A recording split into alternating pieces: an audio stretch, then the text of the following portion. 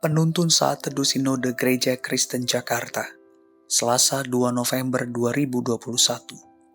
Di balik penderitaan, dari Kisah Para Rasul 16 ayat 30-31. Ia mengantar mereka keluar sambil berkata, "Tuhan, Tuhan, apakah yang harus aku perbuat supaya aku selamat?"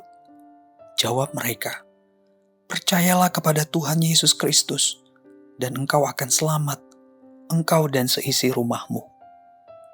Peter Jasek mengalami berbagai penderitaan, baik secara fisik maupun verbal selama 14 tahun di penjara. Roh Kudus menghibur dan menguatkannya. Jasek dikeluarkan dari kurungan isolasi dan pindah ke penjara yang lebih besar. Baik selama di kurungan isolasi maupun di penjara yang lebih besar, Jasek menjadi sahabat yang baik bagi para kepala penjara.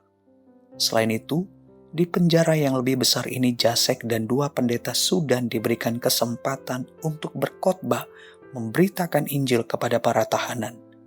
Jasek sangat bersuka cita melihat pertobatan mereka. Saudara, penderitaan fisik yang dialami Rasul Paulus dan Silas tidak dapat memenjarakan semangat mereka untuk menyaksikan Injil. Secara khusus mereka beritakan kepada kepala penjara Filipi yang ingin membunuh dirinya karena semua pintu penjara terbuka akibat gempa bumi yang hebat. Kepala penjara itu tersungkur dengan gemetar di hadapan Paulus dan Silas. Dia dipenuhi ketakutan yang sangat hebat karena merasa gagal menjaga para tahanan dengan baik, sehingga bisa saja dia akan menerima hukuman dari pemerintahan Romawi. Belum lagi secara spiritual, dia merasa tidak mempunyai keselamatan kekal. Hatinya sangat hancur dan merasa tidak ada harapan hidup. Peringatan yang disampaikan Rasul Paulus kepada kepala penjara itu dijawab dengan pertanyaan mengenai tindakan yang harus diperbuatnya supaya memperoleh selamat atau keluar dari rasa takutnya. Pertanyaan itu dijawab oleh Paulus dan Silas dengan pernyataan yang tegas, yaitu percaya kepada Tuhan Yesus Kristus. Percaya berarti meyakini dan mempercayakan seluruh hidup di dalam Kristus Yesus yang berkuasa untuk menyelamatkan hidup dari kuasa dosa dan maut menuju hidup di bawah kasih karunia Allah.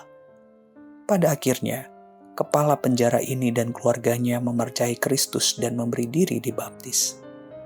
Saudara, kita bisa saja mengalami berbagai penderitaan karena mengikut Kristus. Namun semua itu tidak dapat memenjarakan hati kita untuk tetap bersuka cita menyaksikan Injil kepada jiwa-jiwa tertentu, baik mereka yang sengaja merendahkan, memperlakukan kita sewenang-wenang, maupun mereka yang tidak melakukannya kepada kita, namun yang belum mengenal Kristus. Kristus yang mendiami kita akan menguatkan, meneguhkan kita dalam menghadapi orang-orang tersebut. Bagian kita adalah bertekun menikmatinya di tengah-tengah penderitaan kita. Tuhan dapat memakai momen tertentu untuk kita menyaksikan Injilnya kepada mereka. Di balik wajah mereka yang sinis, bengis, tersimpan hati yang pahit, takut, gelisah. Sejatinya mereka sangat memerlukan Kristus. Bertekunlah untuk terus mendoakan mereka. Tetap taburkanlah kasih Kristus kepada mereka.